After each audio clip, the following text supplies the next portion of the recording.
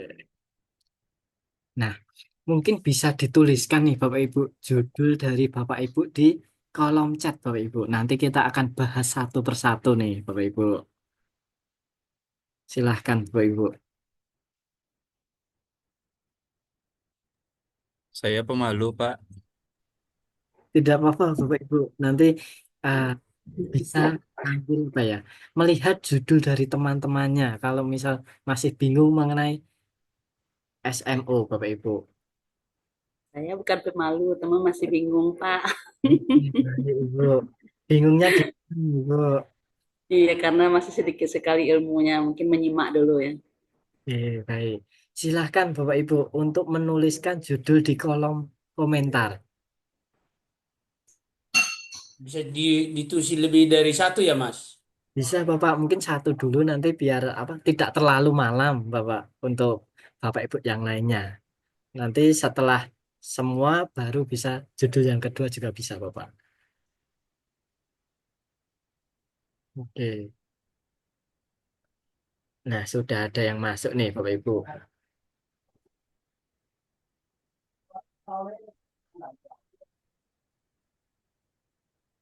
Dari Bapak Romi. Halo Bapak Romi, selamat malam. Ya, selamat malam, Pak. Saruna. Izin saya screen terlebih dahulu ya Bapak Ibu. Iya, siapa? Apakah sudah terlihat Bapak Ibu? Baru muter. Ah, sudah. Sudah, sudah. Sebelum itu mungkin saya copy semua saja.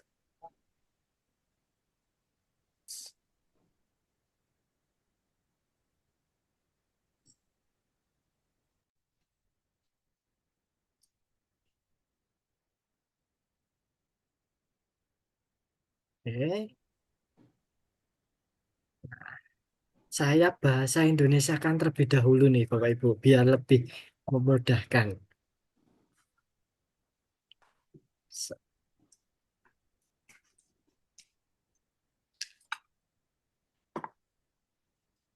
Menggabungkan kecerdasan buatan dalam sistem pembelajaran adaptif untuk meningkatkan kinerja akademik. Oke, baik Bapak Romi. Nah, dari judul yang sudah dipaparkan nih Bapak Romi, saya langsung menangkap nih. Ada apa ya? Bapak menawarkan penggabungan kecerdasan buatan dalam sistem pembelajaran adaptif. Kemudian Iya, untuk betul. apa digabungkan? Untuk meningkatkan apa? Kinerja akademik. Nah, ini sudah bagus, Bapak. Langsung kita breakdown. Oke, ini masuk ke metodenya atau temuan dari Bapak. Kemudian signifikannya ada di meningkatkan. Kita breakdown. Kemudian objeknya yang terkena dampak itu adalah kinerja akademiknya. Ini sudah bagus Bapak Romi? Ya, Sudah terima oke. kasih, Pak. Kemudian untuk keyword,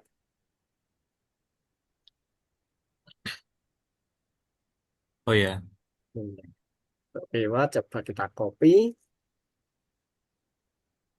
Kita Inggriskan terlebih dahulu Bapak Ibu. Translate.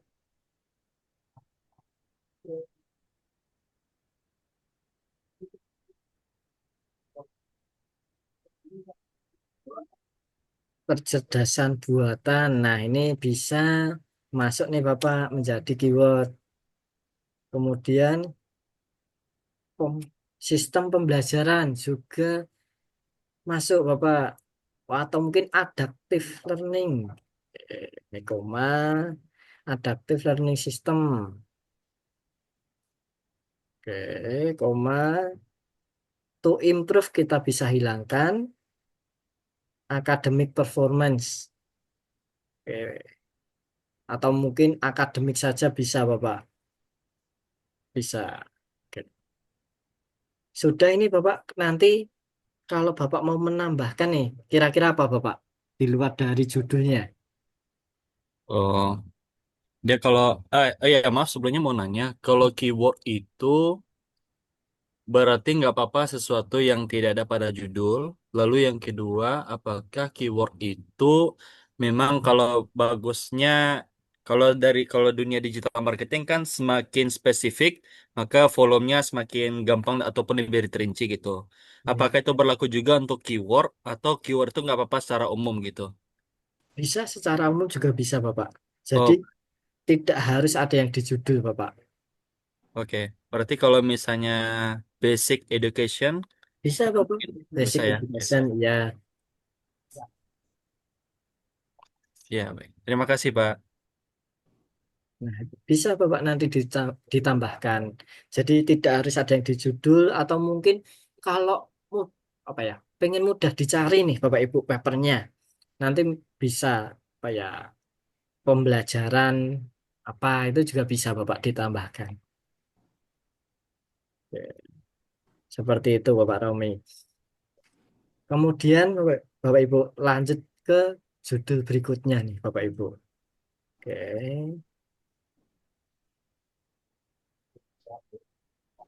Dari Ibu Eti. Halo Ibu Eti. Ya, iya Mas Hafiz. Saya copy terlebih dahulu.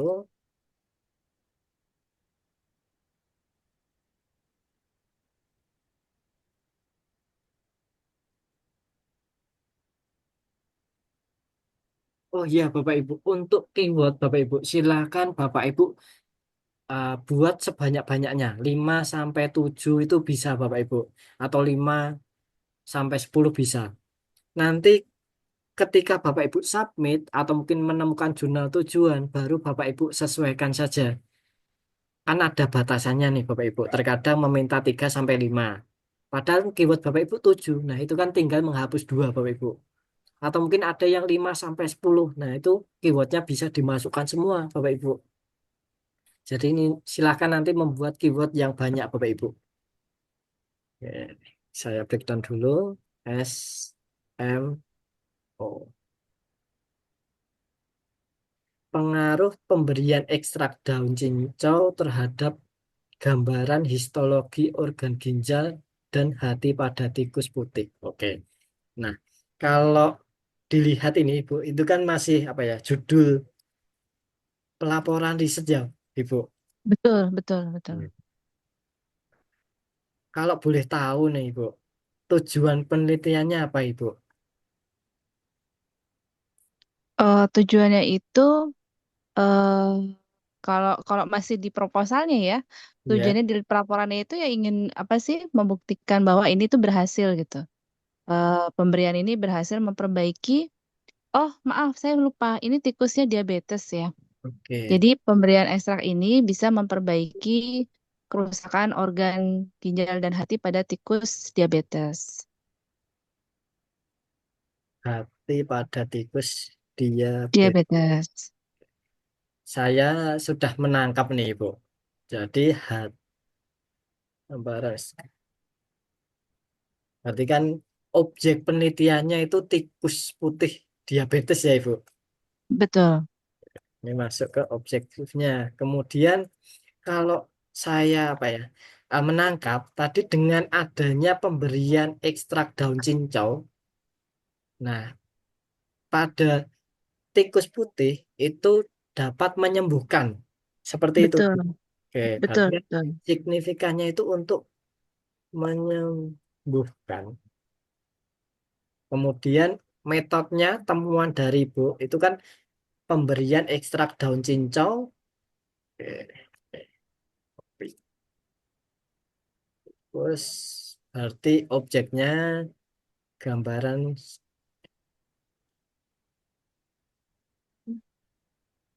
start dulu. Tinggal coba kita susun Bapak Ibu. Pemberian ekstrak daun cincau dapat menyembuhkan ya, gambaran histologi organ ginjal dan hati. Menyembuhkan Boleh diganti memperbaiki nggak, Mas? bisa Ibu, Memperbaiki, bisa. Jadi bisa diganti memperbaiki. memperbaiki kerusakan kali ya. Memperbaiki Kerusak kerusakan organ ginjal ya, Bu. histologi. Histologi. Oh, oke. Ya, histologi organ ginjal. Pemberian ekstrak daun cincau dapat memperbaiki kerusakan histologi organ ginjal dan hati pada tikus putih diabetes. Sudah oke, Ibu. Betul, Bagaimana betul, Ibu betul. ibunya? Apakah Setuju. sudah sesuai? Iya. Mas Oke. Hafiz, saya mau tanya, kalau misalnya ternyata di riset itu, misalnya tidak sesuai dengan harapan gitu ya, atau harapannya perbaikannya tidak signifikan. Dan jadi secara gambaran histologinya perubahan, tapi secara misalnya kadar di darahnya enggak gitu. Nah, ini kita bisa klaim dia memperbaiki, atau kita harus pakai tanda tanya, atau gimana? Bisa Ibu, dijadikan tanda tanya bisa. Oh, jadi kita Ya, buat pakai kalimat tanya ya. ya. Apakah pemberian ekstrak daun cincau dapat memperbaiki kerusakan histologi organ ginjal dan hati pada tikus putih diabetes? Kemudian tanda tanya itu juga bisa, Ibu. Oke, baik, baik. Ya. Kemudian untuk keywordnya,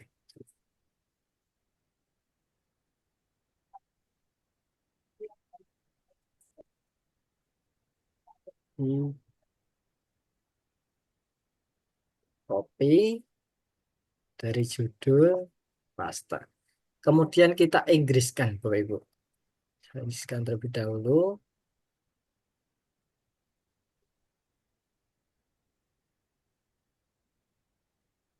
Giving,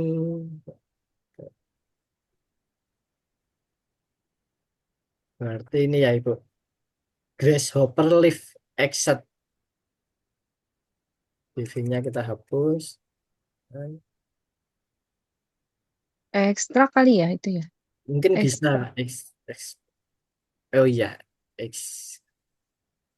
Kode eksak ya. extract. Hmm. Atau mungkin nanti dicari.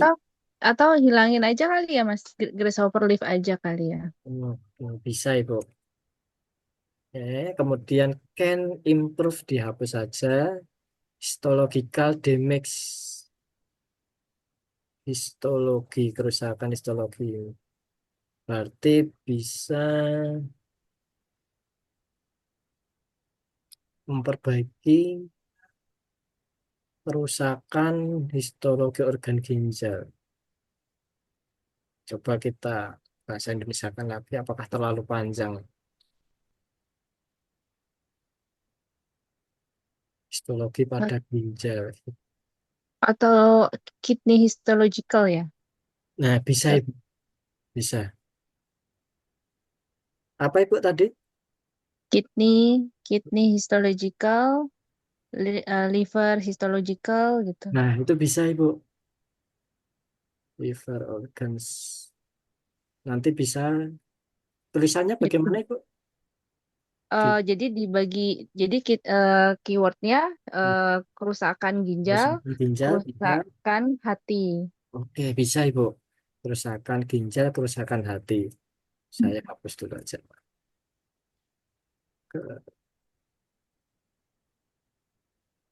Ginjal, rumah, kerusakan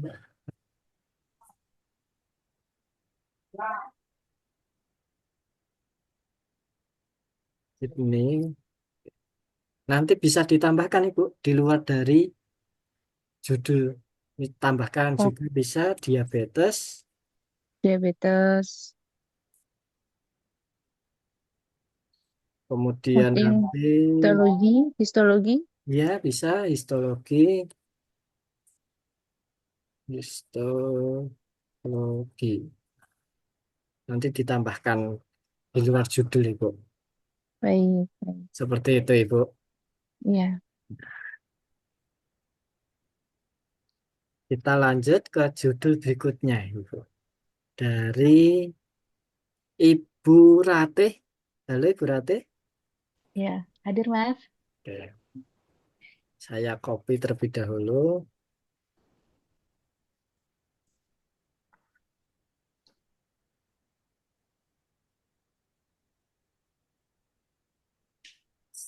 Dan saya bahasa Indonesia kan dulu ini, Ibu.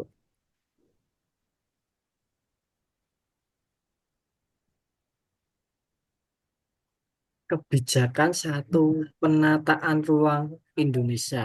Bagaimana cara kerjanya? Studi kasus di wilayah metropolitan Rebana. Mungkin Oke. kebijakan satu, iya satu ini Pak, bukan satu penataan ruang sih. Apa satu satu apa makin bersin pakainya bahasa Inggris ya di pemerintahan di Jawa Spasial Planning Policy mungkin kebijakan satu peta aja mungkin intinya seperti Nah, itu. oh, Mm-mm. kebijakan satu Peta, peta, iya satu peta. peta, satu peta Iya. ruang Indonesia. Mm, Seperti itu ya, iya. Ibu. Ya. Sebetulnya kebijakannya sih One Spatial Planning Policy. Cuma seperti konsultan pembimbing judul ini minta ditambahkan Indonesianya katanya biar orang luar yang baca tuh tahu bahwa kebijakan ini punya orang Indonesia katanya intinya seperti itu. Nah itu gimana saya juga minta pertimbangannya katanya. Mungkin dari Intinya cuma One Spatial Planning Policy aja sih awalnya nggak pakai Indonesia. Mm-mm. mungkin dari kesimpulannya dulu, Ibu. Oh, kesimpulan sebetulnya ini tujuannya mau mencari faktor-faktor yang mempengaruhi keberhasilan implementasi kebijakan itu. Gitu. Di kawasan metropolitan Rebana, intinya mau itu sih sebetulnya yang mau di yang tujuan akhirnya. Untuk kebijakannya ini, Ibu. Nah, kan untuk mengetahui ya, Ibu, Mm-mm. dengan adanya kebijakan itu, yang Mm-mm. diharapkan apa, Ibu? Eh, kalau boleh cerita sedikit, sebetulnya ini kan kebijakan One Spatial Planning Policy itu untuk mengintegrasikan perencanaan keuangan darat dan laut yang selama ini memang terpisah. Nah, kemudian sejak 2021 itu memang sudah ada aturan dari pemerintah pusat bahwa untuk terutama Indonesia kan negara kepulauan ya. Ya, Jadi untuk semua provinsinya itu untuk semua wilayahnya itu harus menerapkan kebijakan ini, Mas Pasya Penanganan Policy. Nah, jadi memang tapi karena memang kebijakannya masih baru dan karena selama ini sudah cenderung terpisah perencanaan keuangan darat dan laut masing-masing sehingga memang di Indonesia itu belum ada yang betul-betul terintegrasi. Nah, itu sih. Jadi saya melihat kebetulan di Metropolitan Rebana ini satu kawasan metropolitan di Jawa Barat bagian utara yang memang berbatasan dengan laut diambil lokasi di situ. Jadi mau lihat sebetulnya apa namanya sudah ceritanya sih sudah ada integrasinya, tapi baru belum semuanya gitu. Belum semuanya terintegrasi karena yang terintegrasi itu baru dari petanya aja, tapi secara materinya itu di Indonesia, terutama di Metro Penerbangan juga belum ada yang terintegrasi benar-benar secara substansinya, kebijakannya. Itu sih. Dan pendekatannya memang pakai yang interaksi darat laut, ada memang pendekatannya. Saya juga waktu bikin ini tuh agak kesulitan cari referensinya juga, Mas, makanya pengen konsul juga. Karena rata-rata interaksi darat laut itu baru menghubungkan antara laut dengan pesisir, belum dengan daratnya. Nah, ini yang saya mau coba ini adalah dengan daratnya, darat, pesisir, laut. Mungkin di situ sih. oke. Iya. Nah, kalau Mm-mm. saya tangkap ya, Ibu, jadi kan Mm-mm. eh, itu ada pengintegrasian antara darat, laut, pesisir ya, Ibu. Iya, Kemudian yang baru diintegrasikan baru kebijakan satu peta ini, Bu. iya betul. Baru petanya aja, tapi secara materinya belum. Secara materi Sebetulnya. belum. Iya. Berarti kebijakan satu peta ruang Indonesia itu menjadi metode atau cara. Hmm. Oke. Kemudian yang Ibu teliti itu kan signifikannya berarti integrasi. Integrasi. Nah, yang Ibu Hmm. teliti kan berarti itu ya Ibu Hmm. apa pesisir, pesisir, laut, darat Ibu. Iya. Pesisir, laut, darat. Oke, berarti kebijakan ini, Bu. Nah, di sini kan ada studi kasus di wilayah metropolitan Rebana. Rebana. Mhm. Ya. Apakah kebijakan satu petak ruang itu bisa diterapkan di daerah lain, Ibu? Harusnya sih, ya, satu Indonesia harusnya sudah menerapkan ini, harus Oke. Jadi nanti amanatkan itu. bisa di apa ya, studi kasus di wilayah metropolitan Rebana itu bisa dihilangkan juga bisa, Ibu. Ya, Hmm. karena biar tidak terlalu apa ya, em, terlalu sempit istilahnya. Nah, Hmm. karena kan kebijakan satu petak ruang itu kan bisa diterapkan di wilayah mana saja. Nah, jadi nanti Hmm. bisa dihilangkan saja bisa. Berarti kan kebijakan satu petak ruang itu bisa misal diterapkan di Jogja atau mungkin di Kalimantan. Nah, jadi nanti studi kasus wilayah metropolitan Rebana itu dihilangkan saja. Tetapi ya kalau ibu mau eh, menyantumkan tidak masalah. Tetapi kan terlalu apa ya, Bu, sempit kan. Hmm. Oke. Coba. Kalau misalnya saya sih mikirnya awalnya kenapa pakai studi kasus karena kemungkinan ini dari faktor yang mempengaruhi Iya, keberhasilan implementasi kebijakannya ya Mas. Nah, iya, Ibu. eh, kalau saya nggak pakai khusus di metropolitan urban ini, khawatirnya kalau tergeneralisir faktor penentu tiap daerah kan beda-beda tuh. Iya. Faktor keberhasilannya ya karena Hmm, karakteristik tiap daerah kan beda-beda. Itu sih saya pertimbangannya atau gimana ya Mas? oke. Nanti bisa ditambahkan saja, Ibu. Kalau misal faktornya beda-beda bisa ditambahkan. Hmm, Coba kita susun, Ibu. oke oke oke. Kebijakan satu petak ruang Indonesia. Petak ruang Indonesia. Oke, Atau mungkin bukan satu peta itu mungkinnya kebijakan satu rencana. oke. Kebijakan satu rencana. Iya, satu rencana Hmm, keuangan mungkin ya sebetulnya satu rencana ruang keuangan ya. rencana Rencana. Iya, ruangan. Keruangan. Itu ke sih bahasa ruang iya, keruangan. Keuangan Nah, ya itu. Indonesia. Iya. Coba kita susun, Ibu. Kebijakan Hmm. satu rencana keuangan Indonesia.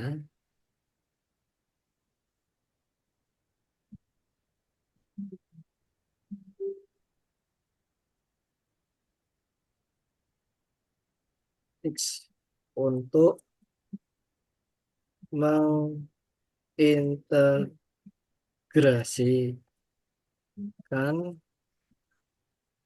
nah, yang ini, Bu, mohon maaf, untuk objeknya itu pesisir laut dan darat itu yang bagaimana, Ibu? Wilayah atau gimana?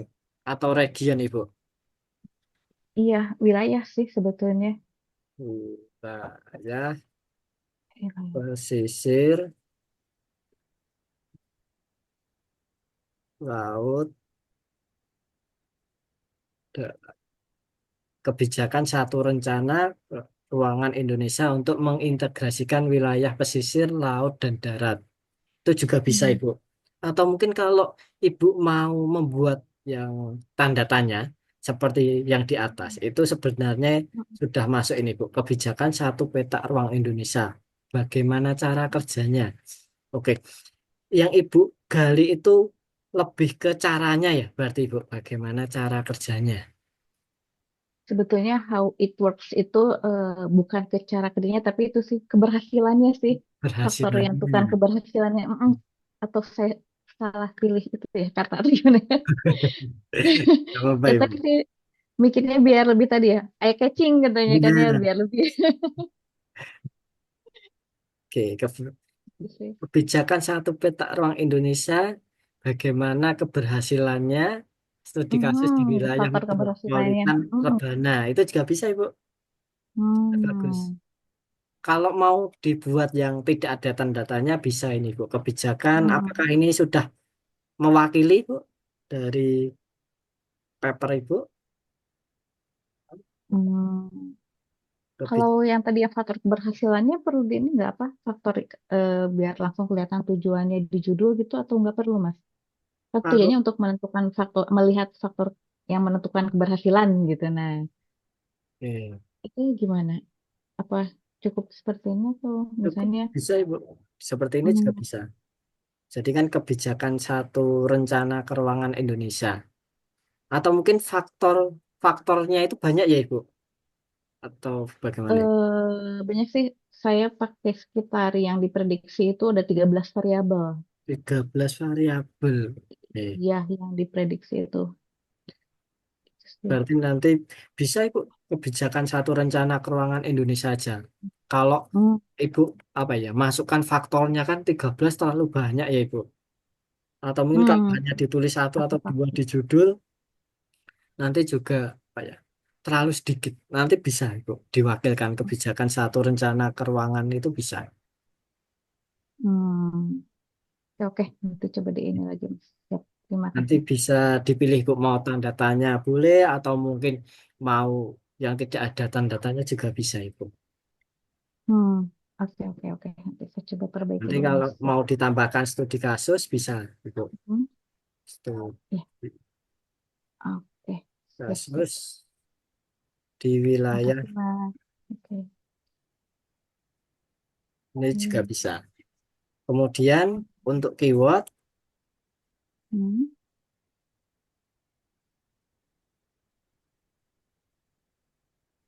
di satu rencana keuangan. Berarti kan bisa rencana keuangan, ya Ibu. hmm, Nah, kemudian Indonesia bisa dihapus juga bisa. hmm, Wilayah pesisir, kemudian nanti bisa tambahkan wilayah laut, wilayah darat, nah, bisa. Kemudian ini kita hapus metropolitan Regana. Oke. Nanti bisa ditambahkan yang lainnya, Ibu. Mungkin ada, Ibu, tambahannya untuk keyword. Mungkin eh, pendekatannya kan pakai Nah, bisa, interaksi Bu. darat laut mungkin ya. Oke, bisa, Bisa Ibu. lengthy Interaksi, interactionnya ya. iya Mm-mm. bisa. Interaksi laut, darat, Iya, interaksi bisa darat laut. ditambahkan. Iya, Oke. Seperti itu, Ibu. Mungkin iya, ada yang iya. ditanyakan lagi, Bu Rati. Eh, sementara cukup, saya coba formulasikan lagi yang ada di saya. Terima kasih, Mas. Iya, Ibu. Oke. Kemudian lanjut ke Bapak Talizaro. Halo, Bapak. Ya, siap. Oke. Saya copy judulnya.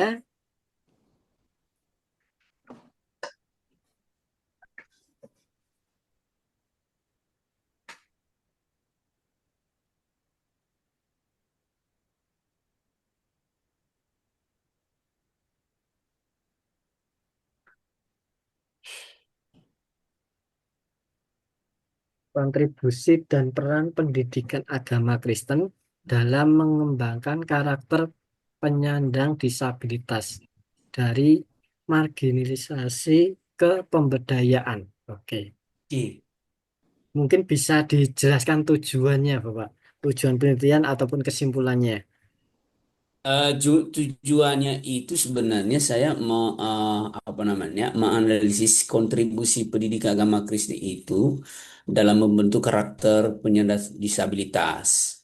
Jadi sebenarnya ada kegelisahan yang saya lihat selama ini bahwa di Indonesia itu eh, masih tentang apa namanya penyandang disabilitas ini masih belum kelar persoalannya. Artinya masih diabaikan lah dalam konteks Indonesia dan dalam konteks pendidikan agama Kristen belum banyak mengambil apa namanya bagian ya. Belum mengambil banyak bagian dalam mereka-mereka ini yang punya keterbatasan. Nah, saya mau angkat bahwa sebenarnya mereka ini punya punya banyak, apa namanya itu, eh,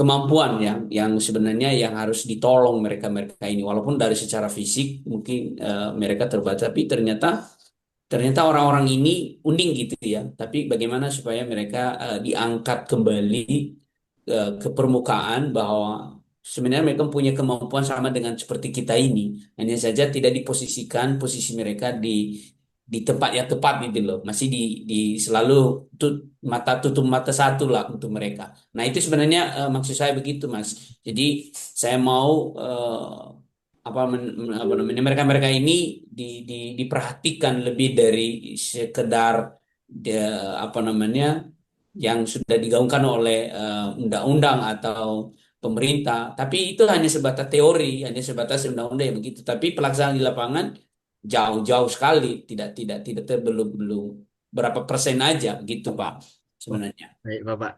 Saya sudah menangkap nih Bapak. Ya, terima kasih. Kontribusi dan peran pendidikan agama Kristen itu masuk ke metode ya Bapak. Jadi temuan atau cara. Nah, kemudian signifikannya mengembangkan. Hmm. Mengembangkan. Kemudian objeknya apa? Karakter penyandang disabilitas. Sudah oke nih Bapak. Jadi kan kontribusi dan peran pendidikan agama Kristen itu ada cara atau temuan Bapak. Temuannya kemudian signifikannya apa? Untuk mengembangkan. Yang dikembangkan apa? Adalah karakter penyandang disabilitas. Ini sudah oke Bapak. Sudah mewakili SMO. Oh iya ya, Iya. oke. Oke. Kemudian dari marginalisasi ke pemberdayaan itu juga bisa ditambahkan atau mungkin dari marginalisasi ke pemberdayaan itu juga bisa ditambahkan Bapak. Sudah oke nih Bapak judulnya. Hmm, hmm, hmm, hmm. Jadi judul lurus ini jadi apa Pak? Apa namanya? Mengembangkan? Bisa Bapak seperti ini? Bisa Bapak. Kontribusi Oh, dan peran pendidikan agama Kristen dalam mengembangkan karakter penyandang disabilitas dari marginalisasi ke pemberdayaan itu bisa. bisa ya, Ya, oke. atau mungkin Bapak mau bolak-balik bisa. Oke. Pengembangan karakter, misalnya saya balik. Pengembangan Karakter. karakter penyandang disabilitas, Mhm. pengembangan karakter penyandang disabilitas dengan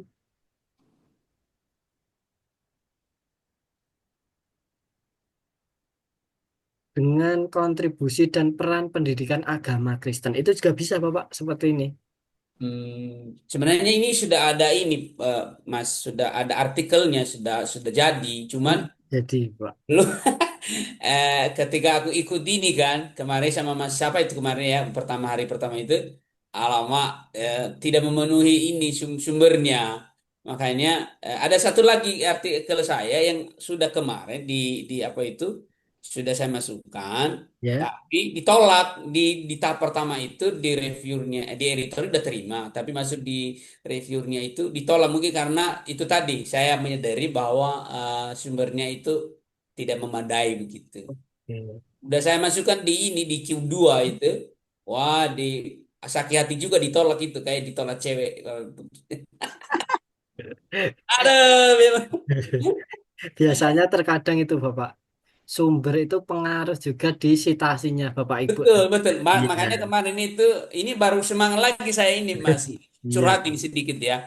Setelah aku ikut itu semangat ya. Jadi kenapa? Kemarin itu lemas juga aku karena saya berharap udah bisa tapi akhirnya ditolak. Aku nggak ganggu lagi dia. Begitu saya ikut lagi kegiatan ini semangat lagi saya. Saya iya. bongkar lagi begitu. Karena Bagus nggak banget nggak itu. nggak mudah juga kalau sudah ditolak gitu ya. Karena memulihkan hati, pikiran, kan udah capek kan. Waduh, sakitnya bukan main begitu. Itu, Pak. Nah, nanti apa ya? Ketika pencarian referensi nih Bapak Ibu. Nah, nanti referensi yang bagaimana sih yang baik nanti ada Bapak Ibu. Itulah, makanya kemarin waktu masnya itu ajarin itu, wah baru memang masalahnya di apa itu, di sumber ini saya bilang ini. Gak ada masalahnya lain, di sumber semua ini. Aduh. Oke. Sudah bagus ini Bapak untuk judulnya. Oke ya, berarti antara dua yang dari atas ke bawah itu, apa namanya, kalau kita lihat dari novelty-nya mana yang lebih tajam ya? Pengembangan karakter penyandang disabilitas. Sebenarnya untuk judul atas bawah itu sama, Bapak. Oh Sudah gitu ya. ada. Iya, cuma dibalik aja SMO-nya. Oke. Iya. Untuk keyword,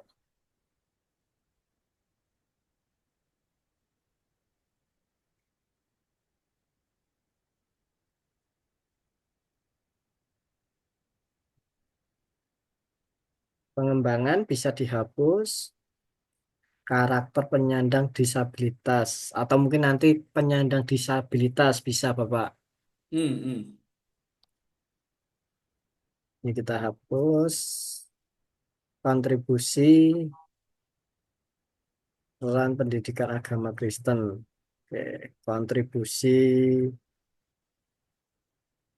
Karena kalau kalau lolos ini tahun 2026 2027 saya mau maju, Mas.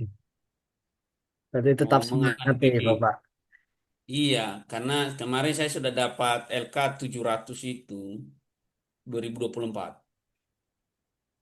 Karakter penyandang disabilitas. Atau mungkin nanti bisa penyandang disabilitas saja bisa, Bapak.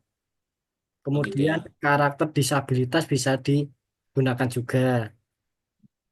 Hmm. Karakter disabilitas yang bagaimana. Kan nanti bisa dicari juga kemudian oke, karakter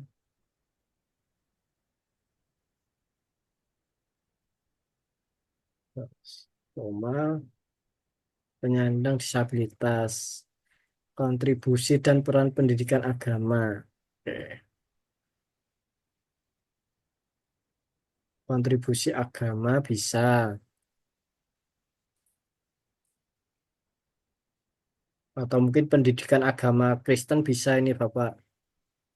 Oh gitu ya. Kontribusi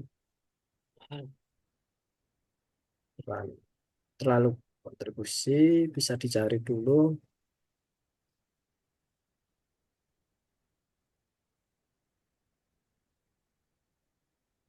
Dan peran pendidikan agama Kristen bisa dari marginalisasi ke pemberdayaan. Nah, nanti bisa dihapus ini Bapak. Nanti Oke. bisa ditambahkan juga Bapak. Peran Hmm. pendidikan agama. Oke. Seperti ini Bapak. Ya, baik. Bagaimana Bapak? Oke. Kalau suhunya sudah oke kan itu maju. Nanti bisa ditambahkan juga Bapak. Atau mungkin untuk keyword itu fleksibel Bapak Ibu bisa Fleksibel ditambah ya. atau mungkin dikurangkan. Oke, baik. Ya. Atau mungkin keyword itu muncul ketika dalam proses pembuatan bisa juga Bapak Ibu. Iya Nah, ya. Iya ya ya. baru menulis, wah ternyata saya membahas tentang keyword ini. Nah, nanti Bapak Ibu bisa tambahkan juga. Hmm. Seperti itu Pak. Oke. Kita Baik. lanjut nih Bapak Ibu ke judul berikutnya Bapak Ibu. Dari Ibu Fitri. Halo Ibu Fitri, Iya, Pak. saya copy dulu.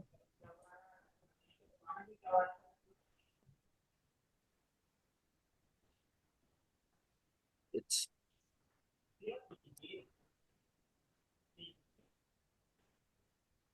SM. Pengaruh brand image dan service excellent terhadap loyalitas nasabah. Nah, kalau di sini ini harus kita gali dulu ini, Bu. Signifikannya belum muncul ini, Bu. Nah, pengaruhnya apa, Ibu? Brand image dan service excellent terhadap loyalitas nasabah, Ibu.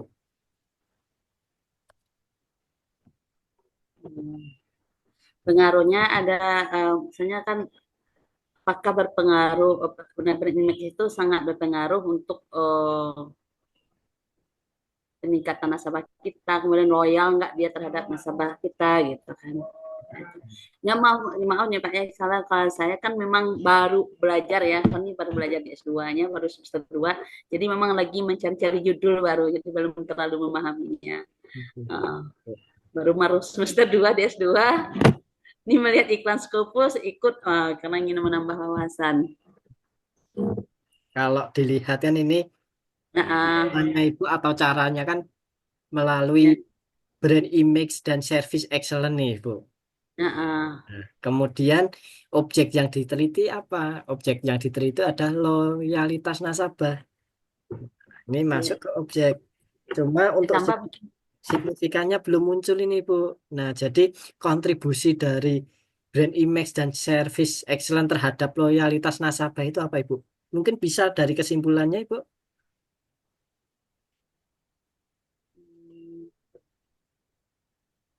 Yaitu berpengaruh atau meningkatkan Ya, pemahaman Ibu. seperti apa. Atau mungkin dapat menambah loyalitas atau mungkin bagaimana, Ibu? realitas artinya kan memang kita menjadi satu-satunya pilihan dari nasabahnya gitu Oke, untuk mengukur. brand image ya. Kalau misalnya dengan adanya brand image dan service excellent itu meningkatkan loyalitas tidak, Ibu? Iya, harus meningkatkan realitas. Oke, berarti signifikannya bisa Ibu meningkatkan. Meningkat. Nah, coba kita tuliskan, Ibu. Brand image kita susun dapat meningkatkan loyalitas nasabah. Oke. Nah, jadi kan seperti ini, Bu. Dengan brand image dan service excellent itu dapat meningkatkan. Nah, meningkatkan apa? Loyalitas nasabah. Apakah sudah mencerminkan paper dari Ibu ini, Bu? Hmm. Nama perusahaannya perlu disebutkan ya, Mbak ya. Tidak usah, nggak apa-apa, Ibu. Iya. Bagaimana, Ibu? Sudah oke? Iya. Iya. Kalau menurut Bapak ini udah boleh ya Bisa, seperti Ibu. ini. Bisa.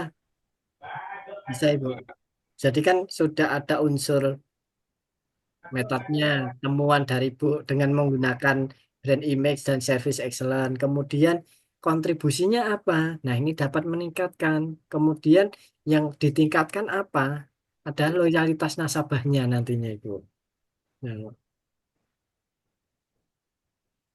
Iya. Ini juga bisa menjadi judul ya. ya, Ibu. Oke. Ini Bapak Romi angkat tangan, mungkin Iya. Pak, ada tanggapan? dari saya tangkap dari bedah judul tadi, Ya, berarti bisa gini ya Pak. Kalau kita sudah punya yang namanya objektif, terus juga ya. metode dan juga signifikan, maka bisa dari tiga tersebut bisa menjadikan satu buah judul seperti itu ya. Bisa, Bapak. Dan itu kalau saya lihat memang rata-rata berarti itu hampir mirip kayak kesimpulan akhir ya Pak jadinya. Nah, iya, Bapak. Oke, Jadi, siap. jadi ibaratnya gini, Bapak Ibu, kalau misal masih apa ya, bingung. Nah, kalau judul yang bagus, ini mohon maaf ya Bapak Ibu, orang yang bukan akademisi harus paham maksudnya Bapak Ibu. Nah, misalnya nih Bapak Ibu, ada sales, dia em, latar belakangnya bukan akademisi, tetapi membaca judul itu sudah paham dulu dari paper Bapak Ibu nantinya. Nah, kalau dibacakan brand image dan service excellent dapat meningkatkan loyalitas nasabah. Berarti kan pembaca sudah mengetahui maksudnya ini Bapak Ibu. Nah, tetapi kalau masih apa ya menggunakan judul pelaporan riset, pasti kan bingung Bapak Ibu. Pengaruh brand image terhadap service, pengaruh brand image dan service excellent terhadap loyalitas nasabah. Nah, pengaruhnya apa? Pembaca kan baru judul itu apa ya? Wah, belum menangkap. Harus membaca papernya Bapak Ibu nantinya. Jadi yang orang yang akademisi itu harus paham dulu Bapak Ibu maksud dari papernya. Walaupun baru membaca judulnya. Seperti itu Bapak Romi. Oh iya iya. Berarti ini hasil dari kesimpulan dari penelitian kita ya Pak Nah, ya. bisa.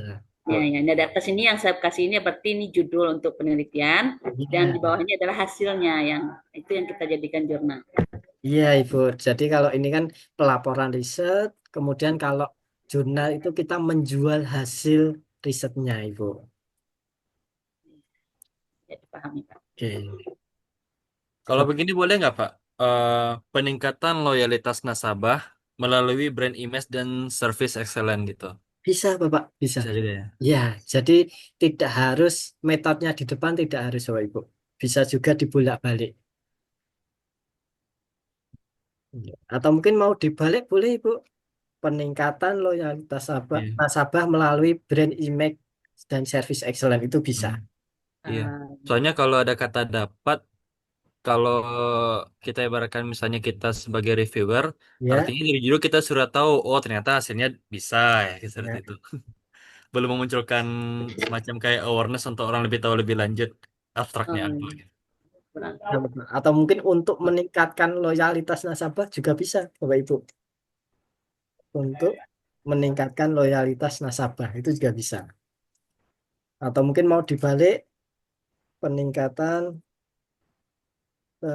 loyalitas nasabah melalui brand image service excellent.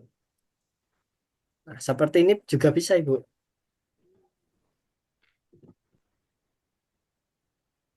Nanti tinggal dipilih saja, Ibu. Ibu mau menggunakan judul yang mana? Untuk keywords,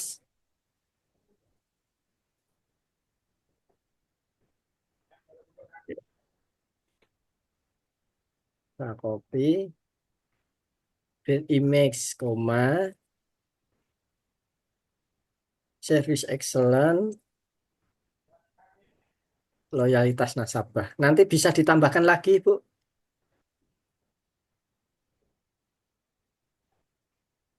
Halo, Ibu Fitri. Ya, Oke, nanti bisa ditambahkan lagi, Ibu, untuk keywordnya. Oke, bagaimana, Ibu? Apakah sudah sesuai? ya mudah dipahami, mulai dipahami Pak. Baik, Ibu. Ini kayaknya nanti belajar ke Pak Romi saya. Baik, Ibu. Oke, mungkin kita lanjut ke judul berikutnya nih, Bapak Ibu. Dari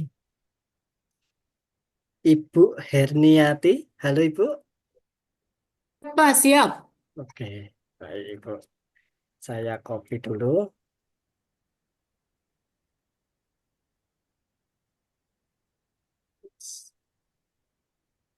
Publik-privat partnership sebagai solusi penyelesaian sengketa tanah adat di Papua. Wah, ini sudah bagus ini, Bu, judulnya. Oke. Saya langsung menangkap nih. Jadi kan, eh, Metode. ya metodenya adalah public-private Ya. partnership. Nah, ini sebagai metode, kemudian solusi penyelesaian. Nah, solusi signifikan, kemudian objeknya adalah sengketa tanah adat. Ini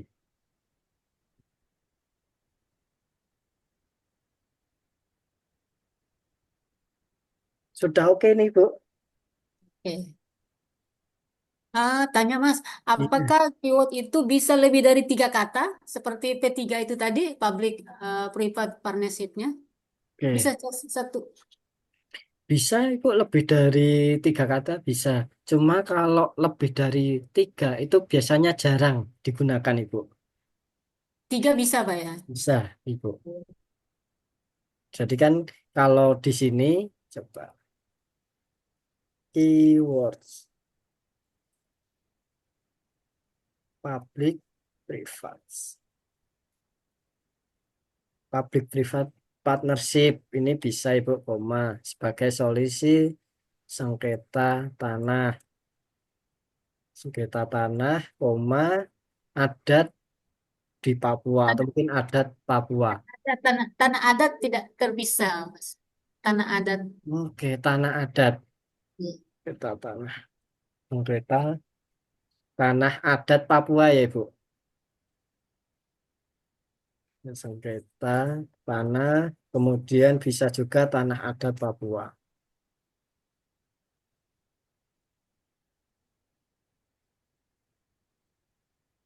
Nah, seperti ini, Bu.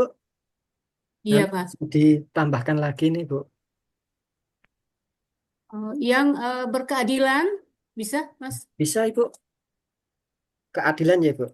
Iya. Keadilan. Bisa apa lagi, Bu? Apalagi? Cukup mungkin, Mas. Oke, Ibu. Nanti bisa ditambahkan sambil berjalannya waktu, Ibu.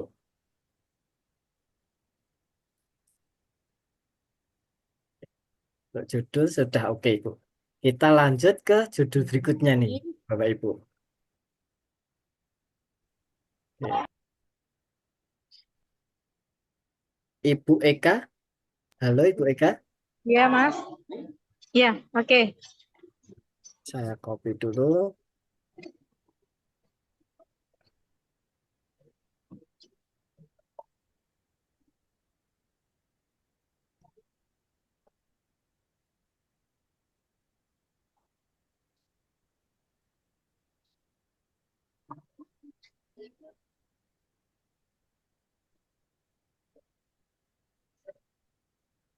Pengaruh perilaku penggunaan pembalut yang sehat terhadap kejadian keputihan pada remaja wanita. Oke. Untuk pengaruhnya apa, Ibu? Jadi kalau apa namanya remaja wanita itu tahu cara penggunaan pembalut yang sehat, ditinjau dari frekuensinya, kemudian jenis pembalutnya, kemudian nanti apa namanya selain frekuensi dan jenis itu higienitasnya, maka dia akan menurunkan apa mencegah terjadinya keputihan pada remaja wanita.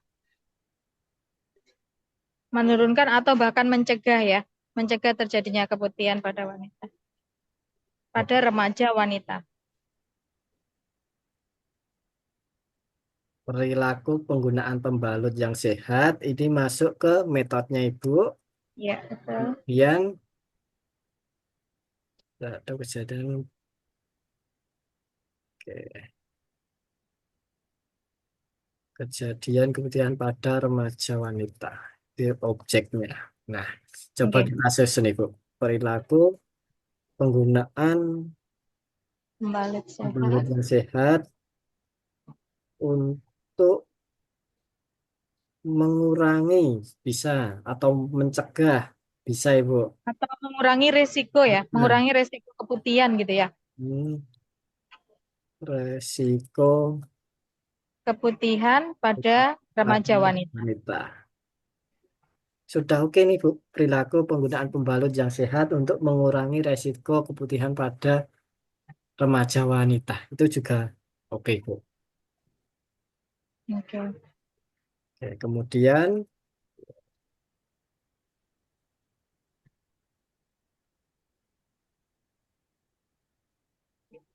perilaku penggunaan pembalut. Nanti bisa, Ibu, pembalut saja, bisa. Tidak usah. Pembalut,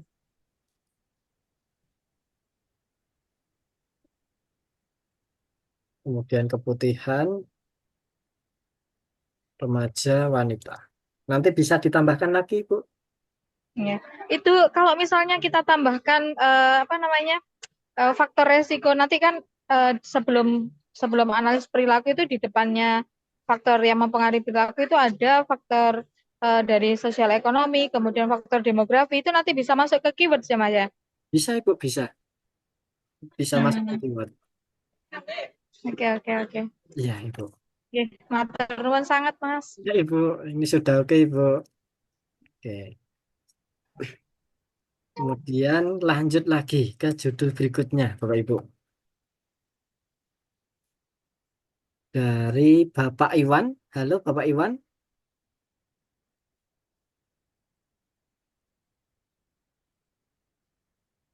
Halo, Bapak Iwan.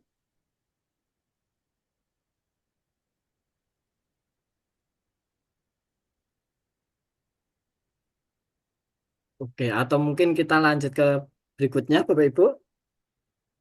Kemungkinan Bapak Iwan baru tidak on. Oke. Dari Bapak Romi. Halo, Bapak Romi. Iya Pak, kan ya udah Pak. Untuk Bapak Romi. Kalau ini bagaimana Pak pemberian ekstrak daun cincau terhadap gambaran histologi organ ginjal dan hati pada tikus penderita diabetes? Objek utama ekstrak daun cincau, ya. Subjek riset tikus penderita, ya. Histologi organ ginjal hati. Temuan pengaruh ekstrak daun cincau terhadap gambaran. Dampak perilaku perlindungan terhadap organ. Itu juga bisa Bapak Romi? Ini juga bisa Bapak Romi. Perbaikan atau perlindungan terhadap kerusakan organ ginjal dan hati pada tikus penderita diabetes. Oh.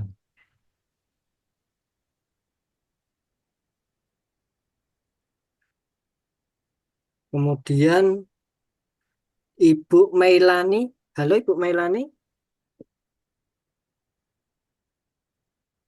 Halo Pak. Oke.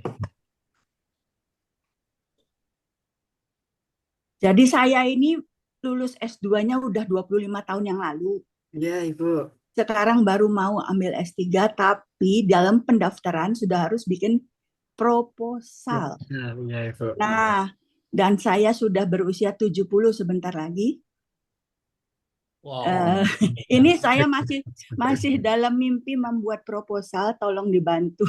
Iya Ibu. Saya daftarkan 2 di sini. Sebelum mengajukan mana yang mau saya bikin, mudah-mudahan ada yang bisa dibantu. Iya Ibu. Luar biasa ya Ibu ya. Hah? Tetap semangat Gitu ya. ongoing. Ya, nenek sudah punya cucu, masih mau sekolah. Wow. Keren, keren. Jadi ya, saya ambilnya nanti jurusannya psikologi untuk doktoral ya. Jadi di situ disuruh juga menyatakan perilaku kewirausahaan, salah satu dari pilihannya. Ada 15 pilihan tema. Saya pikir perilaku kewirausahaan itu menarik karena saya sendiri wirausaha. Nah, coba apa yang bisa saya lakukan untuk judul yang akan saya usulkan. Ekonomi perilaku dalam pengambilan keputusan kewirausahaan. Studi eksperimental tentang bias kognitif dan persepsi resiko.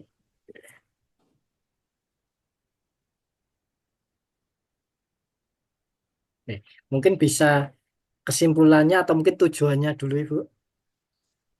Jadi tujuannya itu mau memvalidasi teori prospek dalam konteks kewirausahaan. Nanti mungkin ada teori gitu ya. Nah, gunanya mengungkap bias kognitif yang mempengaruhi keputusan finansial wirausaha. Terus menggunakan eksperimen laboratorium dan dengan skenario simulasi bisnis. Mengungkap bias kognitif, jadi apa ya? Yang mempengaruhi keputusan finansial wirausaha. Jadi wirausaha kan kadang-kadang dalam membuat keputusan finansial seringkali ada bias dalam kognitifnya apa gitu ya. Jadi ini akan ada eksperimen laboratorium dengan simulasi bisnis gitu. Jadi temuannya ini ya Bu, dengan adanya studi eksperimental tentang bias kognitif dan persepsi resiko, Iya. itu dapat mempengaruhi pengambilan keputusan. Iya, dalam finansialnya para wirausaha ini.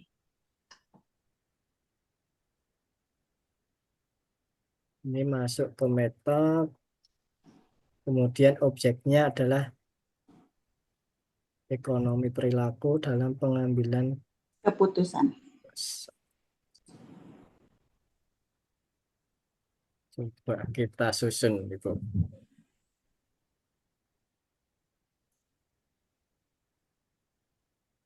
Studi eksperimental tentang bias kognitif dan resepsi resiko dapat oke,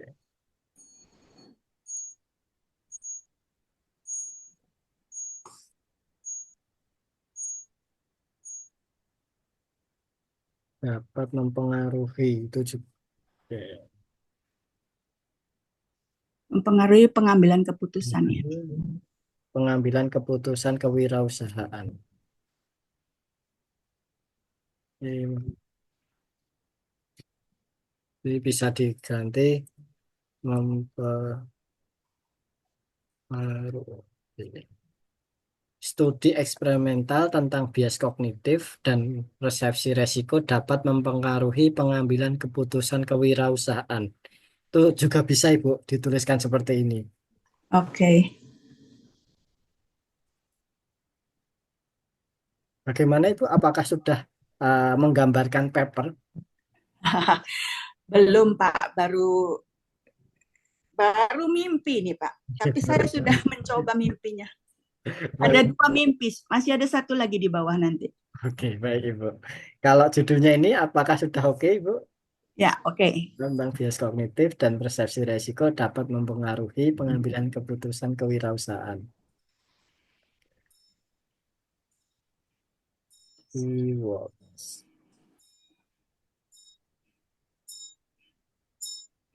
Keywords-nya ada itu kognitif, bias kognitif, Bias kognitif, terus studi eksperimen ya, prospek teori, risiko, simulasi bisnis, simulasi bisnis bisa, terus behavioral economics tadi apa? terus Keputusan kewirausahaan, ya, terus keputusan kewirausahaan bisa, terus apa lagi ya? Keputusan tadi, pengambilan keputusan sudah ya, sudah. Keputusan sudah Pak tadi, sudah di depan. Bias kognitif sudah, persepsi resiko sudah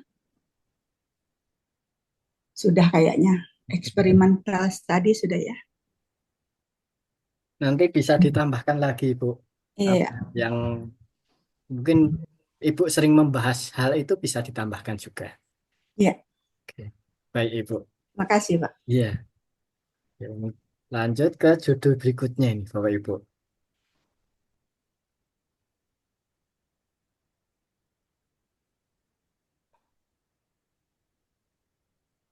Dari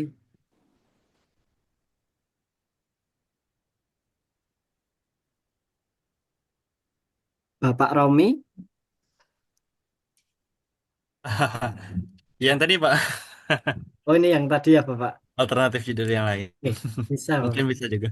Iya.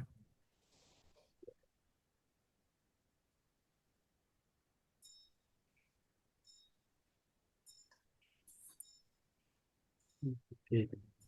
Bapak Roni sudah mengetahui nih Bapak Ibu judul yang bagus Bagus tuh. Iya. Itu kapsim. Kapsim itu apa Pak? Pak Kapsin, Ron. ya Kapsin itu kayak tools dalam membantu simulasi bisnis, Bu. Jadi Oh ya. sebelum kita mulai bisnis, kita bisa mengukur tingkat achieve-nya suatu bisnis kita. Oke. Oke. Dari Ibu Melani.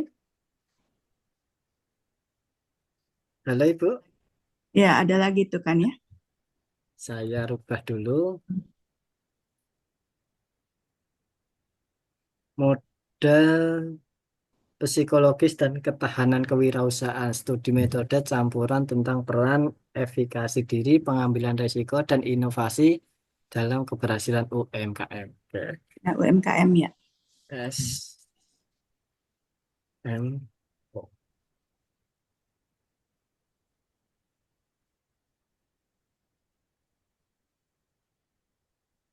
Ya. Berarti ya studi metode campuran tentang peran. Oke.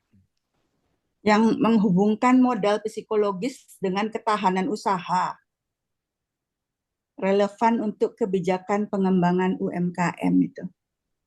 Coba Jadi, mungkin bisa dijelaskan dulu Ibu dengan adanya metode campuran tentang peran efikasi diri, pengambilan risiko, dan inovasi dalam keberhasilan UMKM. jadi metodenya itu ada metode kualitatif dan kuantitatif survei. Kalau kualitatif itu mewawancarai banyak UMKM, sedangkan kuantitatif itu dengan perhitungan angka-angka nanti yang pada kesimpulannya kita akan membandingkan itu. Ini mix method berarti itu ya, Bu? Iya, mix method ya. Research and development gitu. R&D. Aha. Aku masih banyak belajar nih sama Pak Romi juga. Aku masih mimpi soalnya. Mimpi Tidak dengan apa-apa, belajar. Tidak apa-apa, Apa, Bu? tetap semangat Ibu. Itulah yang membawa orang terbang kan? Iya, malah membuat motivasi yang lain Bu, ini. Iya. Umur begitu sudah luar biasa sekali itu. Untung masih waras ya Pak ya. Yang itulah Bu. Jadi malu kami jadi yang muda-muda ini.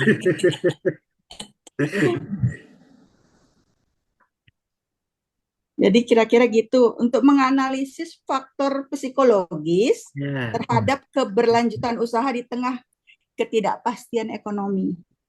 Jadi faktor psikologisnya itu efikasi diri, berani mengambil resiko, berani inovasi gitu loh. ya. Itu apanya itu? Studi, berarti studi metode campuran tentang peran efikasi ini masuk ke dalam metode atau temuannya Ibu. Mhm. Oke, kita cantumkan dulu. Kemudian objek yang Ibu teliti itu kan modal psikologis dan ketahanan kewirausahaannya ya Bu. Ya.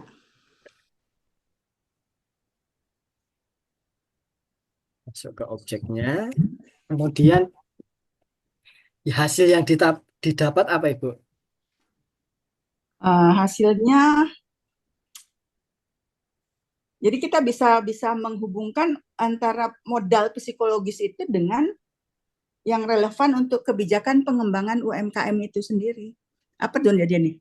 Keberhasilan UKM tadi kalau nggak salah yang Ya, signifikannya. keberhasilan UMKM.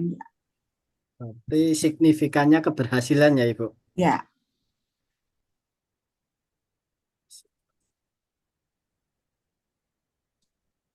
Coba kita susun ini Ibu. Studi metode campuran.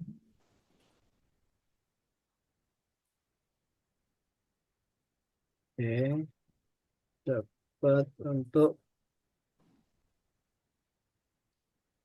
Dapat meningkatkan keberhasilan bisa Ibu.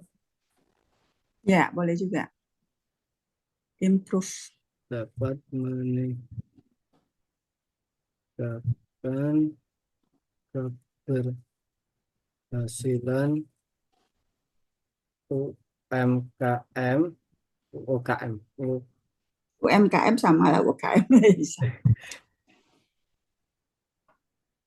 Ini banyak wawancara nanti ini. Iya ini Bu. Minta ampun deh. Hasil UKM dengan modal psikologis.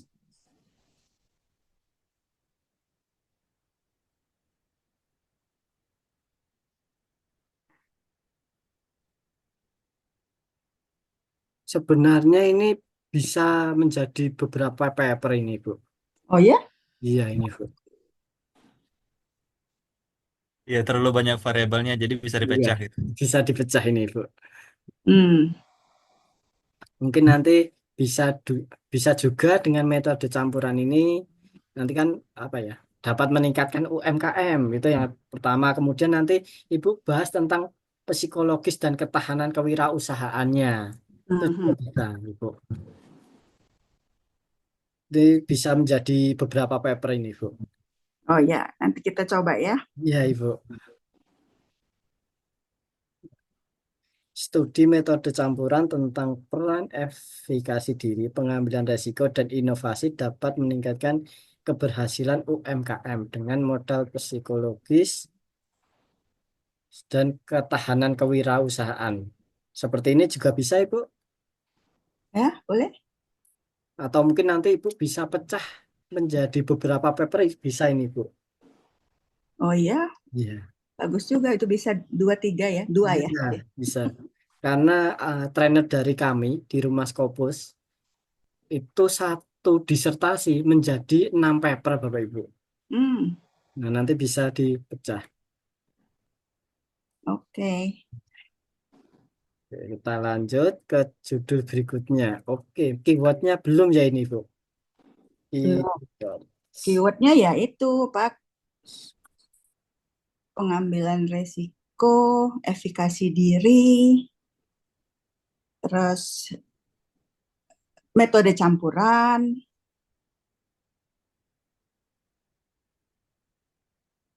Met- Metode campuran bisa. modal psikologis, Oke. ketahanan kewirausahaan, terus Inovasi inovasi ya, keberhasilan UMKM. Nah, bisa nggak itu? bisa, UMKM aja bisa, Bu. UMKM aja bisa. Oh, itu kalau UMKM aja banyak itu Iya. ceritanya. Nanti ketika Ibu mencari kata kunci atau mungkin referensi dipersempit lagi bisa. UMKM tentang apa atau mungkin keberhasilan UMKM juga bisa, Ibu. Hmm, UKM dengan modal psikologisnya itu yang penting karena psikologis. ini jurusannya. Iya. Oke. Ketahanan kewirausahaan. Wah, ini banyak banget ini, Bu, keywordnya. Iya, 2, 3, 4. biar banyak banyak yang lihat nanti. Iya, Bu. Sudah oke ini, Bu. Oke lah, oke. Kita lanjut dari Bapak Adri. Halo, Bapak Adri. Halo Mas. Saya copy dulu. It's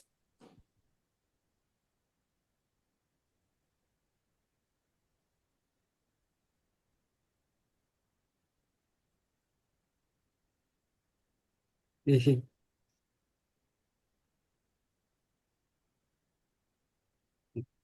Oke.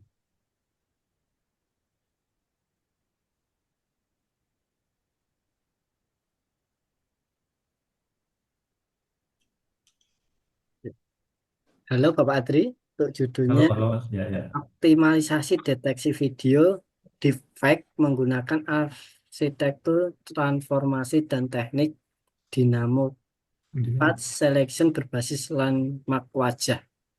Gambaran, yakni ingin membuat sebuah model deteksi video deepfakes yang lebih ringan dengan memilih area-area tertentu saja, landmark, wajah, bibir, dan mulut, dengan menggunakan berbagai model deep learning, seleksi lab wajah menggunakan arsitektur. Oke. Untuk analisa spesial dan temporal. So,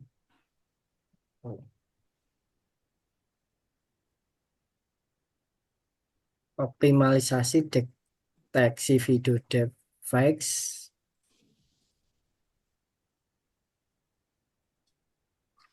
menggunakan, untuk kesimpulannya bagaimana Bapak nanti? Sebetulnya kan ini model, Pak. Model deteksi itu hasil akhirnya itu adalah untuk mengidentifikasi apakah suatu video ini adalah deepfake atau asli gitu, bukan deepfake gitu. Jadi hasil akhirnya itu eh, klasifikasi apakah suatu video ini teridentifikasi sebagai deepfake atau bukan gitu. Optimalisasi deteksi video deepfake menggunakan arsitektur transformasi deteksi berbasis landmark wajah. Dapat mengetahui ya atau gimana? Ya, dapat mengetahui bisa ini. Meningkatkan pemahaman atau Ya. Oke, coba. Jadi untuk penelitian itu untuk mengoptimalisasi aja gitu. Jadi metode yang ada selama ini itu kan dia eh, mengidentifikasi eh, mengidentifikasi adanya manipulasi itu dengan eh, banyak area gitu. Misalnya dalam area wajah itu diidentifikasi hampir semua area wajah gitu. Jadi itu kan jadi dengan pendekatan dynamic patch ini, jadi kita hanya mengambil atau melihat eh, landmark-landmark seperti tadi bibir atau mulut saja gitu, yang memiliki apa namanya eh, skor yang lebih tinggi gitu. Jadi dipilih aja gitu salah satunya gitu. Jadi dia lebih lebih kalau dari rencananya sih lebih optimal sih, karena dia hanya ngambil satu bagian aja gitu dari landmark wajah itu. Oke, baik Bapak. Berarti hanya itu ya Bapak, optimalisasi ya Bapak. Ya Itu ya. bisa masuk ke signifikannya nanti Bapak. Jadi lebih mengoptimalisasi deteksi video fake menggunakan arsitektur transformasi dan teknik dynamic path selection berbasis landmark wajah. Itu bisa. Berarti kan temuannya ini Bapak. Penggunaan arsitektur transformasi teknik dynamic patch. Itu metodenya. Iya, ini metodenya. Kemudian objek yang terkena dampaknya nanti kan ini Video ini. video facts-nya.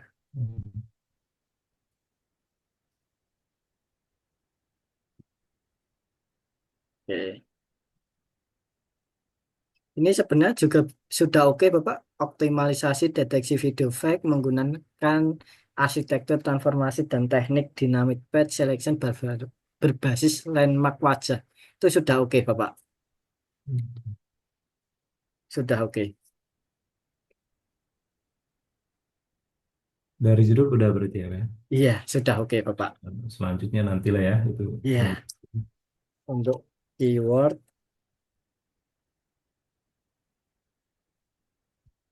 Oke.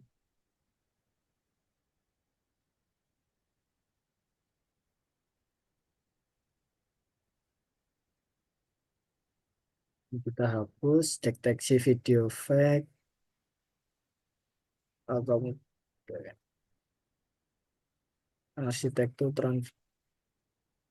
arsitektur transformer, kemudian teknik dynamic path selection, kemudian landmark wajah. Nanti bisa ditambahkan yang lainnya, Bapak? Atau mungkin Untuk keywordnya ya?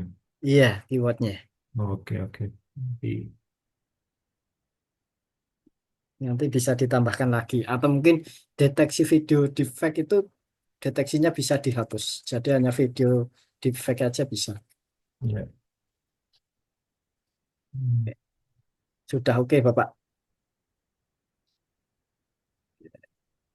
Kita lanjut ke berikutnya. Ibu Ratna. Halo, Ibu Ratna.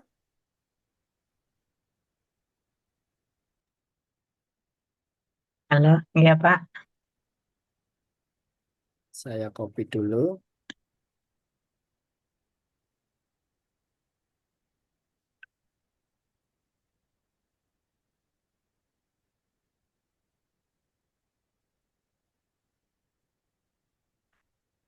Judul Keberlanjutan Lembaga Keuangan Mikrosyariah di Indonesia, Faktor Sosial Ekonomi dan Dinamika Kelembagaan.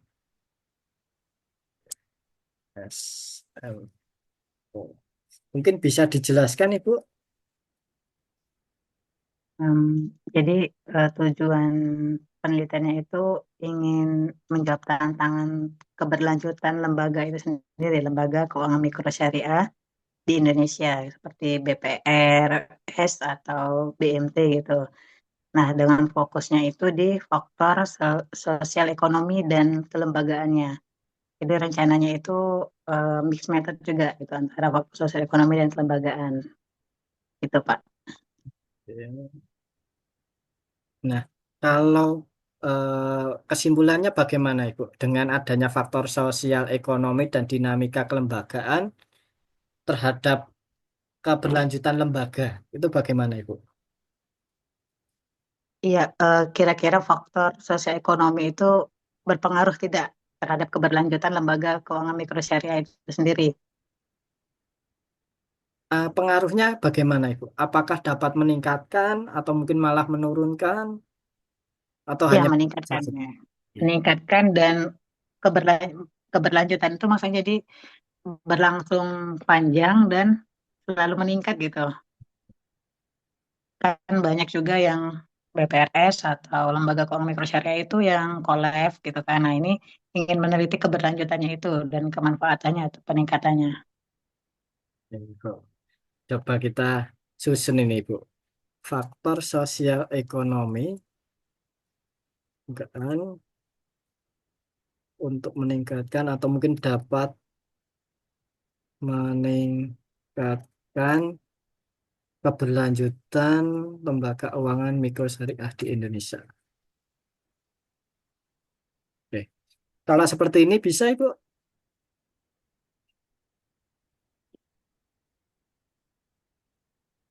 Ya. Jadi Kalau iya, bagaimana Ibu? kalau judulnya itu hanya menjelaskan keberlanjutan lembaga keuangan mikro syariah di Indonesia itu belum ini ya, pas ya. Oke, kalau menurut saya kurang Ibu. Jadi kontribusinya belum terlalu menonjol. Nah, nah Dan keberlanjutan rencana itu kan ini kan nah, juga ya mau dijadikan dua paper gitu kan antara faktor sosioekonomi sama kelembagaannya gitu. oh, mau dipecah ya Ibu. Maka mengambil judul besarnya itu keberlanjutan ya. Ya, ini untuk proposal disertasi juga rencana. Oke. Nanti kalau mau dipecah bisa Ibu faktor sosial ekonomi dan dinamika kelembagaan.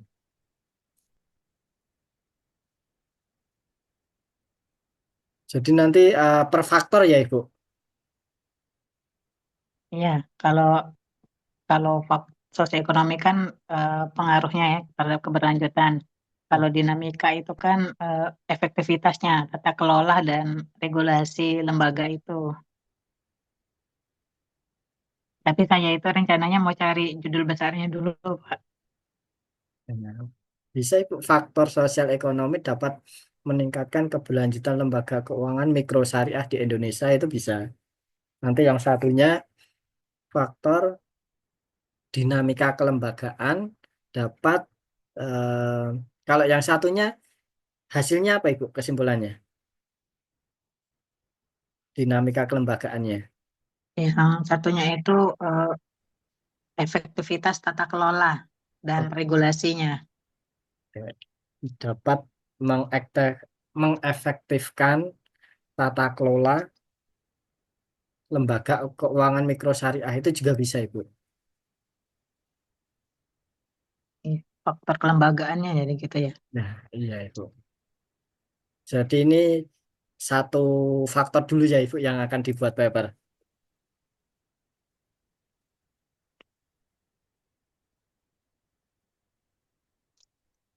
Faktor sosioekonomi dapat meningkatkan. Bagaimana Ibu? Apakah sudah mencerminkan paper dari Ibu? Iya, untuk satu iya. Kalau Iya. yang seperti dia langsung gabung dua itu nggak bisa Pak ya, jadi satu judul gitu. Kan Bisa Ibu. rencananya untuk proposal Dan disertasi gitu.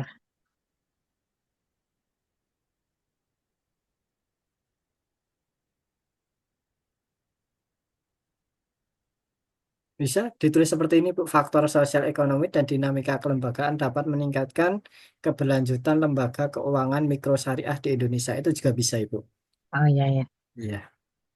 Nanti untuk keyword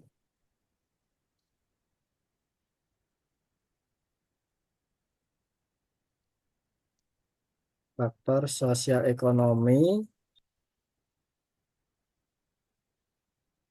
dinamika kelembagaan,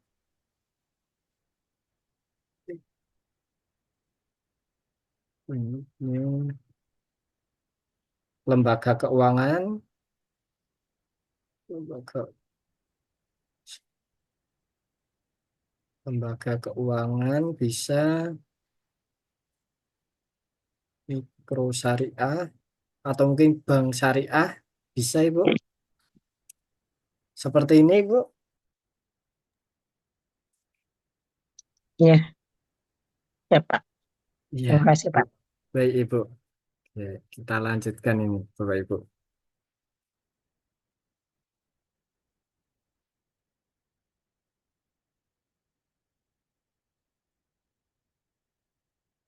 Nah, ini juga ada saran dari Bapak Romi untuk Bapak Ibu yang lain. Itu juga oke nih Bapak Ibu.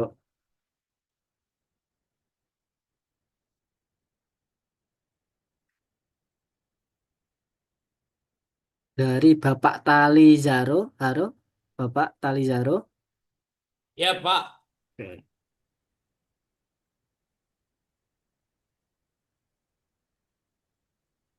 saya copy dulu.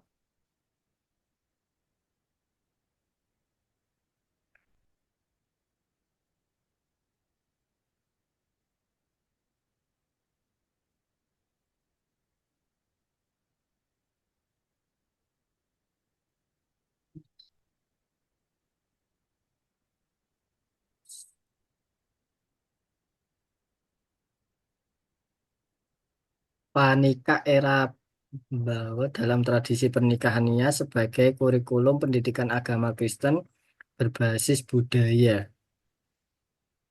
Oke, mungkin bisa dijelaskan dulu, Bapak. Oke, jadi gini Mas, sorry, jadi Vanika era-era Bobo ini salah satu tradisi di Nias itu setelah seseorang atau perempuan menikah dia, jadi ada tanggung jawab moral yang harus dibebankan kepada laki-laki. Jadi ketika dia sudah menikah, dia harus ada istilahnya itu jujuran yang masih harus dibayarkan kemudian. Jadi sepanjang hidup laki-laki itu masih ada beban kepada apa namanya kepada pihak perempuan. Tidak bisa diputuskan pada saat sudah menikah atau menyelesaikan, tapi itu sepanjang hidupnya masih ada tanggung jawab moralnya, itu baik itu berupa apa jujuran atau apa itu. Jadi itu sudah menjadi budaya. Jadi setelah sebelum menyelesaikan semua pernikahan pada saat pernikahan itu disebutin nomin apa namanya angka-angkanya atau ada sebutan-sebutan di dalamnya disebutin inilah nanti bebanmu, ini tanggung jawabmu. Jadi disampaikan itu kepada laki-laki supaya nanti laki-laki tidak lupa itu. Tapi itu tidak dibayarkan pada saat itu. Tapi itu sepanjang hidup laki-laki itu dia apa nama lakukan itu. Ya kapan dia punya punya apa itu dana atau contohnya laki-laki atau apa itu saudara laki-laki perempuan itu menikah, dia harus bertanggung jawab, dia harus memberi itu. Dia harus mendukung dalam arti begitu. Begitu kira-kira gambarannya, Mas. Baik, Bapak. Berarti Vanika era-era bahwa Betul. dalam tradisi pernikahan Nias Mm-mm. ini masuk ke metode ya, Bapak. Metode Bapak. Betul. Kemudian pendidikan agama Kristen berbasis budaya. Ini masuk ke objeknya yang Bapak teliti. Mm-mm. Kemudian sebagai kurikulum. Nah, berarti di sini itu Bapak mau menyampaikan kalau Vanika era-era Bowo itu masuk ke dalam kurikulum pernikahan di dalam di Nias ya, Bapak? Ya, betul.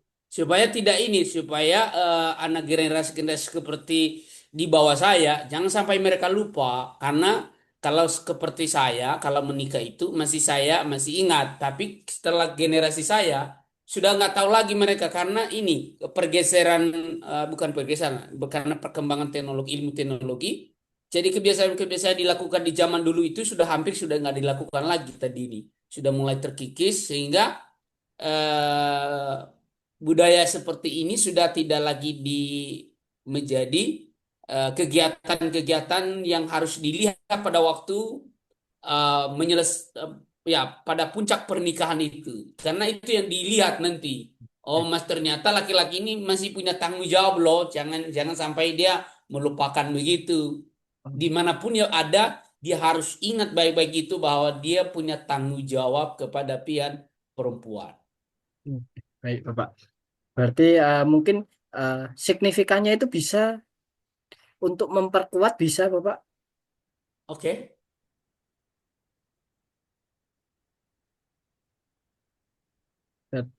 Berarti kan Manika Era-Era Bowo dalam tradisi pernikahan Nias Mhm. untuk memperkuat kurikulum pendidikan agama Kristen berbasis budaya. Boleh juga. Nah, di sini eh, bisa dikatakan memperkuat karena kan biar tradisi itu tidak hilang. Nah, Betul, itu karena udah mulai hilang karena iya, saya melihat di beberapa tahun belakang ini kegiatan itu sudah tidak di apa namanya dilakukan, bahkan karena sudah di pernikahan umum lah, umum-umum begitu sudah ini sudah nggak ada lagi kegiatan-kegiatan itu. Padahal itulah inti daripada seluruh kegiatan yang dilakukan sepanjang hari itu adalah Fanika era-era bobo itu. Kita lihat, oh ternyata laki-laki belum masih ada tanggung jawab berkautan ya, tanggung jawab moral dalam budaya itu. Mm-mm. bisa untuk memperkuat Bapak biar tidak hilang. Gitu ya Pak ya. Ya. Oke. It's keyword Oh ada masukan dari Pak ini ya, Mas sama namanya dari Bapak Romi. Oke. Romi ya. Nah, itu bisa memperkuat budaya tradisi pernikahan Nias. Fanika era-era Bowo dalam kurikulum pendidikan agama Kristen. Itu bisa Bapak Oke. perkuat budaya. Oke, saya copy saja.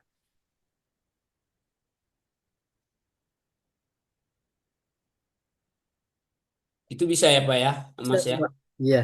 Jadi signifikannya itu untuk memperkuat, kemudian objeknya budaya tradisi pernikahan Nias Fanika era-era Bowo, Mhm. kemudian objeknya kurikulum pendidikan agama Kristen. Itu bisa, Pak. Baik. Saya copy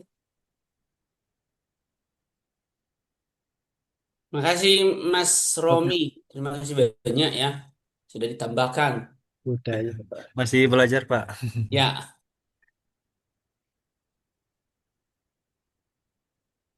Budaya bisa, kemudian tradisi pernikahan Nias, kemudian Fanika era-era Bowo itu juga bisa ditambahkan. Tetapi terkadang jarang juga yang menambahkan keyword itu nama apa ya? Nama dari budayanya, Bapak. Budaya ya. Ya, itu jarang. Contohnya seperti jatilan, kemudian Hmm. Kepang itu jarang Bapak dijadikan keyword. Tapi kalau Bapak mau menambahkan juga tidak masalah. Hmm. Kemudian, Artinya kalau orang cari Vanika Rambowo langsung ketemu jurnal Bapak gitu. iya, Iya ya. Nggak tahu ini nanti bisa aku melakukannya ini itu yang apa namanya. sudah oke nih Bapak. Nanti keywordnya bisa ditambahkan lagi Bapak. Oke. Kemudian judul kedua, transformasi pendidikan agama Kristen di era teknologi digital, menjaga keseimbangan antara material, spiritual, dan Ini kalau ini sudah ada artikelnya Mas. oh, Sudah sudah ada, sudah. Pak.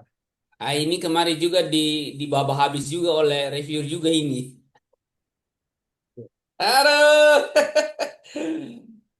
Itu pengalaman kita, Pak. Aduh. 2 tahun untuk tembus Scopus. Aduh, memang ini memang pergumulan betul ini Scopus ini. Tapi saya nggak menyerah, saya coba terus. Saya tidak akan sampai dia takluk dia itu barang itu. Iya, Pak. Benar sekali, Bapak. Aku, saya sudah janji dalam tahun ini harus takluk barang itu. Nggak mau aku, apa namanya, malas aku dengar terus dia ini. Mungkin bisa dijelaskan terlebih dahulu, Bapak. Oke, jadi gini, transformasi pendidikan manusia di era teknologi digital ini. Nah, kalau kita melihat perkembangan teknologi ini, keseimbangan antara materi dan spiritualitas itu, spiritual ya, spiritual itu sudah nggak imbang gitu loh. Lebih condongnya itu kepada materialitas, material, spiritual itu sudah sekian-sekian. Nah, saya mau bagaimana apa namanya pendidikan itu, pendidikan agama Kristen itu dalam ruang teknologi itu dia hadir, jangan sampai dia tidak punya dampak untuk mengimbangkan antara material dan materi dan spiritual dalam perkembangan teknologi itu. Itu ide awal, tapi saya nggak tahu apakah ini formasinya sudah masuk atau belum gitu. Oke. Jadi transformasi pendidikan agama Kristen di era teknologi digital itu menjadi temuan atau caranya Bapak. Seperti itu. Oke. Kemudian menjaga keseimbangan itu menjadi signifikannya Bapak. Mhm. Kemudian objeknya adalah materialitas dan spiritualitas. Oke. Oke.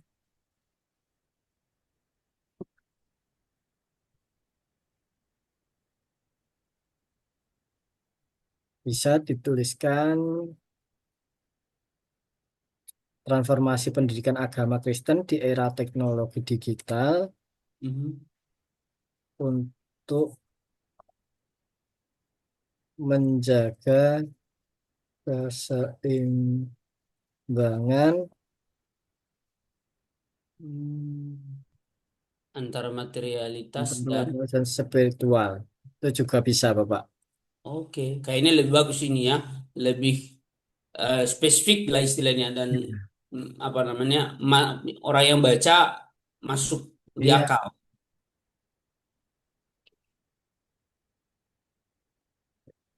jadi kan adanya transformasi pendidikan agama Kristen di era teknologi digital itu untuk menjaga keseimbangan antara materialitas dan Spiritualitas. spiritualitasnya, Bapak. Itu bisa. Oke. Oke.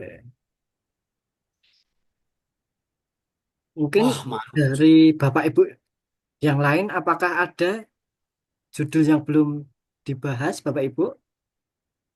Ayo Bapak Ibu, semangatlah Bapak Ibu. Kita ini apa namanya? Ini ruang bagi kita untuk belajar ini. Memang belajar itu Kalau tidak berhenti sampai rambut rambut putih ini harus terus belajar terus. kalau judul yang lain boleh, Mas? Nah, mungkin nanti bisa via Japri saja, Ibu. Nanti kalau Oh, misalnya oke. Bapak Ibu ada judul kedua, bisa lewat Iya, Japri. Mungkin oke. eh, Keyword punya saya tadi belum ya, iya, Mas? Bapak. Belum ya? Yang kedua ya, Bapak. Iya, yang kedua sorry. Saya tambahkan dulu. Keyword.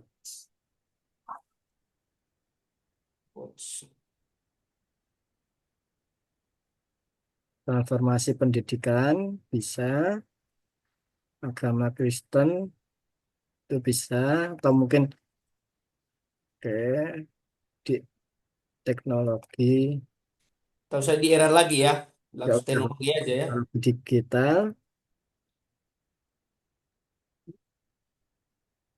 kemudian materialitas dan spiritualitas. Oke. Mantap. Tadi mungkin dari Bapak Iwan. Halo Bapak Iwan.